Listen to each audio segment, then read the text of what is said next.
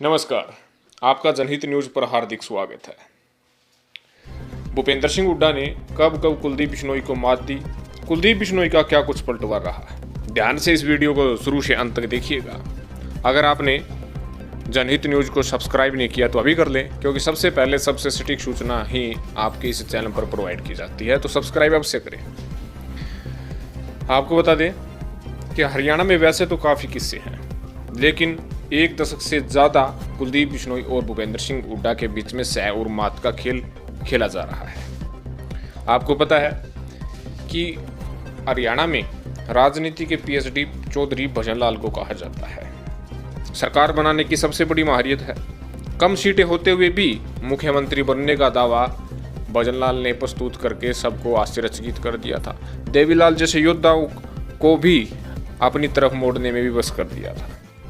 लेकिन साल 2004 और 2005 है, उस समय हरियाणा में कांग्रेस पार्टी की लहर थी।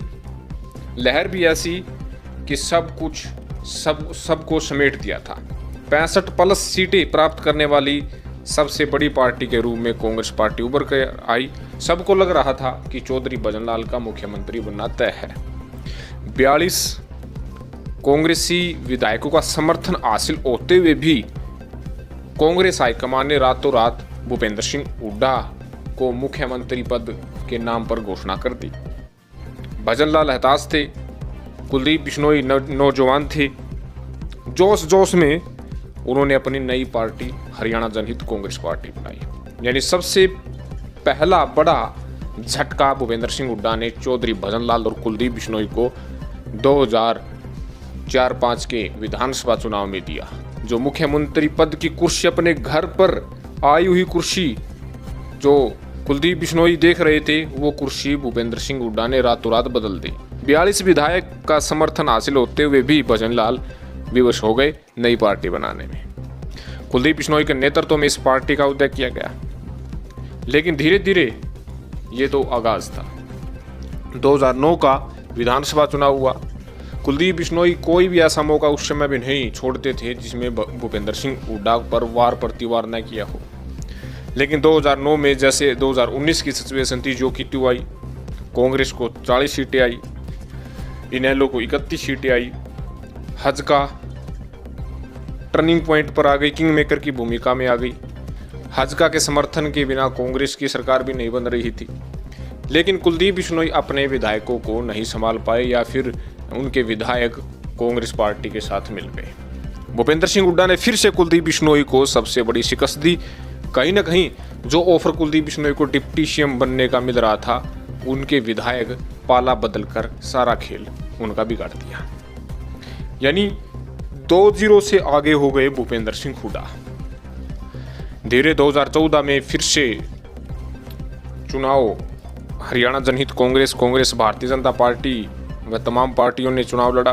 2014 में आपको पता है कि नरेंद्र मोदी जी की लहर थी। तमाम ऐसे राज्यों में सरकार बनाई जहां तक उन्होंने कभी सोचा भी नहीं था। 2014 से पहले, चुनाव से ठीक पहले, हजका के साथ भारतीय जनता पार्टी ने गठबंधन तोड़ लिया। सबको क्लियर हो गया था कि हजका ज़्यादा सीट नहीं प्राप्त कर पाएगी, और 2 सीट पर ही हजका सिमट गई, आदमपुर और आसी। समय की निजाकत पाते हुए 2016 में कुलदीप बिश्नोई ने अपनी संपूर्ण पार्टी को कांग्रेस पार्टी में विलय कर दिया। राहुल गांधी को अपना नेता चुना। राहुल गांधी ने भी भरोसा दिवाया कि आपको कांग्रेस पार्टी में मान भी मिलेगा, सम्मान भी मिलेगा, अहम पद भी मिलेंगे।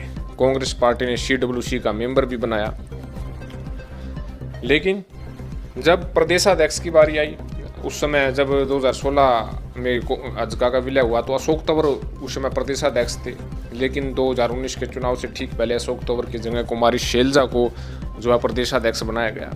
बताया जा रहा है कि उस समय कुलदीप बिश्नोई और भूपेंद्र सिंह हुड्डा के बीच में आपसी डील हुई कि एक पद आपको रखना है, एक पद तुमको रखना है। यानी आपस में एक बड़ा पद रखने की बात की, एक विपक्ष के नेता का, दूसरा प्रदेशाध्यक्ष का।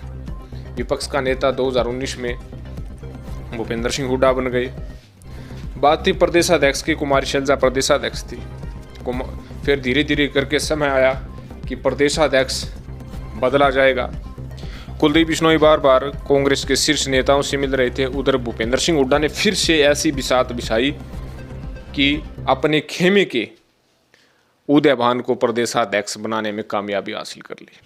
सबको पता है कि उदयभान को प्रदेशाध्यक्ष बनाने का काम भूपेंद्र सिंह हुड्डा ने किया है, उनके खेमे के नेता हैं। हालांकि भूपेंद्र सिंह हुड्डा चाहते थे कि उनके बेटे दीपेंद्र सिंह हुड्डा प्रदेशाध्यक्ष बने ताकि नई जान आ सके, ताकि उनके गढ़ विशेष तौर पर रोहतक, सोनीपत, पानीपत, झज्जर की तरफ अच्छा खासा माहौल और भी बन सके।